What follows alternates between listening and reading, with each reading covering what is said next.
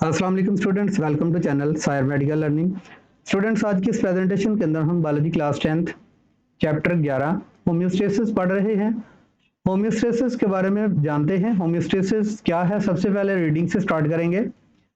Homeostasis may be defined as the maintenance of the internal condition of the body at equilibrium।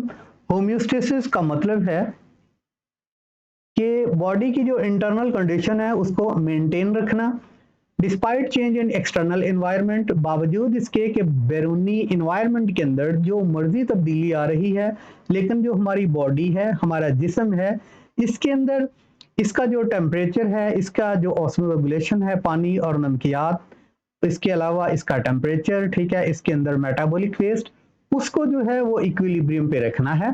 For example, the core temperature of the human body remain at 37 Celsius despite fluctuation in the surrounding air temperature. आप देखिए student, इसकी example ये है कि body का जो temperature है वो है 37 सेल्सियस, ठीक है। जो बॉडी का नॉर्मल टेम्परेचर है वो 37 सेल्सियस है। इसके बावजूद जो है वो सराउंडिंग इन्वायरमेंट के अंदर जो टेम्परेचर है वो फ्लक्चुएशन उसकी होती है। फॉर एग्जांपल, गर्मियों के अंदर देखें, अब जो बैरूनी टेम्परेचर है इन्वायरमेंट का वो 42, 43, 46 सेल्सियस तक भी चला जाता है, सेंटीग्रेड तक चला जाता है। सर्दियों के अंदर यही टेम्परेचर 10 या 5 तक तकरीबन सेंटीग्रेड तक टेम्परेचर चला जाता है। लेकिन हमारी बॉडी का जो टेम्परेचर है वो स्टूडेंट्स हमेशा जो है वो इक्विलिब्रियम रहता है 37, ठीक है। यही होम्योस्टेसिस है कि अंदरूनी कंडीशन बॉडी की जो है उसको इक्विलिब्रियम पे रखना, बराबरी की सतह पे रखना है, ठीक है। Similarly the blood glucose level remain 1 gram per litre despite eating a meal rich in carbohydrates.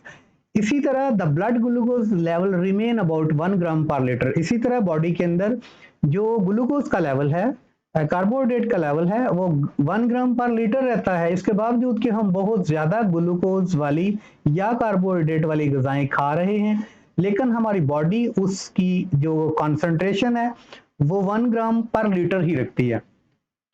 A body cell need the internal environment in which condition do not change much, ठीक है। बॉडी सेल जो होती है उनको जरूरत होती है कि उनके इंटरनल कंडीशन जो है वो ज्यादा तब्दील ना हो।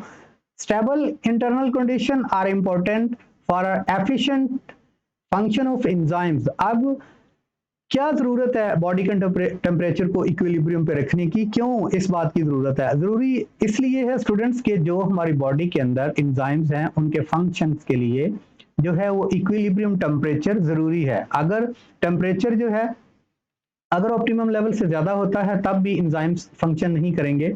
अगर ऑप्टिमम लेवल से टेम्परेचर कम होता है तो एंजाइम्स फंक्शन परफॉर्म नहीं करेंगे। The following are some process of homeostasis. यहाँ पे कुछ प्रोसेस होम्योस्टेसिस के दर्ज झैल हैं। सबसे पहले नंबर पे है, इसको हम स्टूडेंट्स कहेंगे ऑस्मो रेगुलेशन। ऑस्मो रेगुलेशन का मतलब है it is the maintenance of the amount of water and salt in body fluid. अब ऑस्मो रेगुलेशन का मतलब है कि हमारी बॉडी के अंदर वाटर एंड सॉल्ट की अमाउंट को इक्विलिब्रियम पे रखना, ठीक है। ब्लड एंड टिश्यू फ्लूइड इसके अंदर शामिल है। We know that the relative amount of water and salt in body fluid and inside cell controlled by the process of diffusion and osmosis। हमें ये पता है कि बॉडी के अंदर पानी और नमकियात जो है इसकी मिकदार को, इसकी अमाउंट को कौन कंट्रोल कर रहा होता है या कैसे इक्विलिब्रियम पे रखी जाती है। इसके अंदर दो प्रोसेस हमने पढ़े थे। एक डिफ्यूजन का प्रोसेस है जिसमें higher concentration to lower concentration molecules move करते हैं, पानी के हो सकते हैं। ऑस्मोसिस के बारे में पढ़ा था, लोअर कॉन्सेंट्रेशन से हायर कॉन्सेंट्रेटेड एरिया की तरफ जो है वो वाटर मॉलिक्यूल मूव करते हैं। इन प्रोसेस से हमारी बॉडी के अंदर जो है वो ऑस्मो रेगुलेशन का फंक्शन परफॉर्म होता है। क्यों होता है? Which are essential for the function of cell, ठीक है।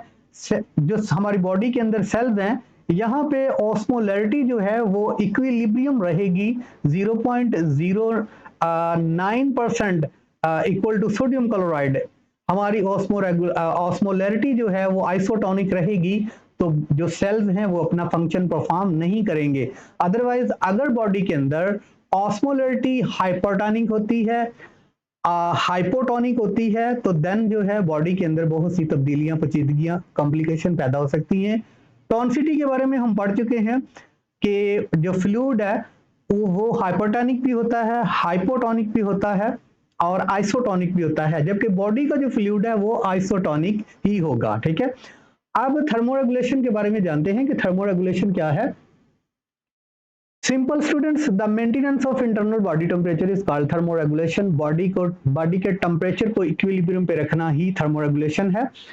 The enzymes of body work best at particular temperature, optimum temperature. Body जो है वो ऑप्टिमम टेम्परेचर पे काम करती है। ऑप्टिमम टेम्परेचर कितना है? 37 सेल्सियस। ठीक है, 37 सेंटीग्रेड हमारी बॉडी का टेम्परेचर है, और बॉडी के टेम्परेचर को इक्विलिब्रियम पे रखना ही थर्मोरेगुलेशन कहलाता है।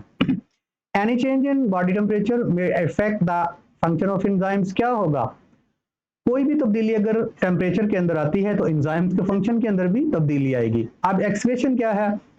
एक्सक्रेशन भी होम्योस्टेसिस का एक फंक्शन है, is also process of homeostasis. In this process the metabolic waste are eliminated from body to maintain the internal condition at equilibrium। ठीक है, बॉडी की इंटरनल कंडीशन को इक्विलिब्रियम पे रखने के लिए बॉडी के मेटाबॉलिक वेस्ट को बाहर निकाल दिया जाता है यूरिन की फॉर्म में। जब हम यूरिन पास करते हैं उसके साथ ही बहुत से मेटाबॉलिक वेस्ट को एलिमिनेट कर देते हैं। स्टूल पास करते हैं, फेसिस पास करते हैं, वॉशरूम के अंदर जाते हैं, बहुत से मेटाबॉलिक वेस्ट हम उनको एलिमिनेट कर देते हैं। अब एक्सक्रेशन भी जो है वो इंपॉर्टेंट होम्योस्टेसिस के अंदर रोल प्ले करता है कि जब हम वेस्ट मटेरियल्स को बॉडी से एलिमिनेट कर देते हैं। यहाँ पे रीडिंग देखते हैं, मेटाबॉलिक वेस्ट क्या है? मेटाबॉलिक वेस्ट कहते हैं means any material that is produced during body metabolism and that may harm the body. ऐसे मटेरियल्स जो कि बॉडी की मेटाबॉलिक एक्टिविटीज के दौरान या बॉडी के अंदर जो मेटाबॉलिज्म का प्रोसेस चल रहा होता है उस वक्त प्रोड्यूस होते हैं, जो कि अगर बॉडी के अंदर रिमेन रहते हैं तो बॉडी को नुकसान पहुंचा सकते हैं। फॉर एग्जांपल इसकी सिंपल सी मिसाल है, जब आप रिस्पिरेशन का हम प्रोसेस करते हैं, ऑक्सीजन तोड़ती है कार्बोहाइड्रेट को, वो ऑक्सीडेशन प्रोसेस कहलाता है। और ऑक्सीडेशन प्रोसेस के अंदर जो है कार्बन डाइऑक्साइड बाय प्रोडक्ट के तौर पे खारिज होती है। अगर कार्बन डाइऑक्साइड को ही खारिज नहीं करेंगे तो कार्बन मोनोऑक्साइड में, या इसी तरह बॉडी जो है बहुत से वेस्ट मटेरियल को अगर हम नहीं निकालेंगे तो बहुत सी कॉम्प्लिकेशन बॉडी के अंदर पैदा होंगी। सो होम्योस्टेसिस बॉडी के अंदर जरूरी है। इसी चैप्टर को हम इंशाल्लाह आगे बढ़ाएंगे। अगला टॉपिक होगा होम्योस्टेसिस इन प्लांट्स। अगले लेक्चर में दोबारा मुलाकात होगी। अस्सलाम वालेकुम।